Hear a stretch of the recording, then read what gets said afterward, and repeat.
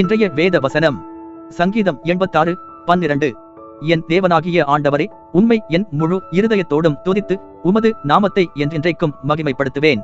பிரியமானவர்களே, தாவீது சொல்லுகிறார், என் தேவனாகிய ஆண்டவரே, உம்மை என் முழு இருதயத்தோடும் துதித்து உமது நாமத்தை என்றென்றைக்கும் மகிமைப்படுத்துவேன்.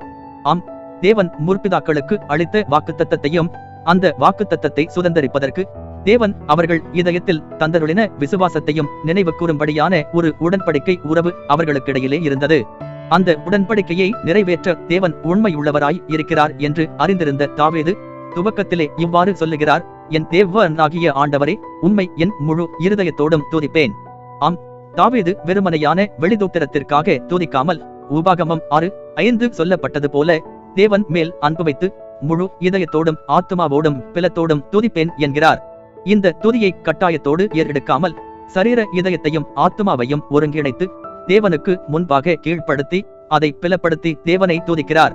இந்த துதியை தினமும் ஏறெடுத்து உமது நாமத்தை என்றென்றைக்கும் மகிமைப்படுத்துவேன் என்கிறார். எப்படி மகிமைப்படுத்துகிறார் என்றால், தேவன் எப்படிப்பட்டவர் என்பதையும் அவருடைய வல்லமை எப்படிப்பட்டது என்பதையும் நினைத்து அவரை துதித்து மகிமைப்படுத்துகிறார்.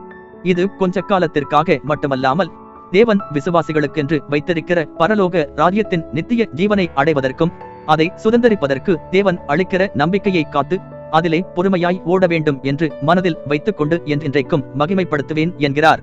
இப்படியெல்லாம் செய்து வந்த தாவீதை தேவன் கருத்தாய் தாங்கினார், தப்புவித்தார், பிளப்படுத்தினார், வாழ வேண்டிய வழியை போதித்து ஆசீர்வதித்தார். எனக்கன்பானவர்களே, இன்றைக்கு நீங்களும் தாவீதை போல உங்கள் சரீர இதயத்தையும் ஆத்துமாவையும் ஒருங்கிணைத்து தேவனுக்கு முன்பாக கீழ்ப்படுத்தி முழு மனதோடு எல்லா சூழ்நிலைகளிலும் தேவனை துதித்து அவருடைய நாமத்தை மகிமைப்படுத்துவீர்களானால் கர்த்தர் உங்களை தாங்குவார், தப்புவிப்பார், பிளப்படுத்துவார், வாழ வேண்டிய வழியை போதித்து ஆசீர்வதிப்பார். கர்த்தர் உங்களை ஆசீர்வதிப்பாராக.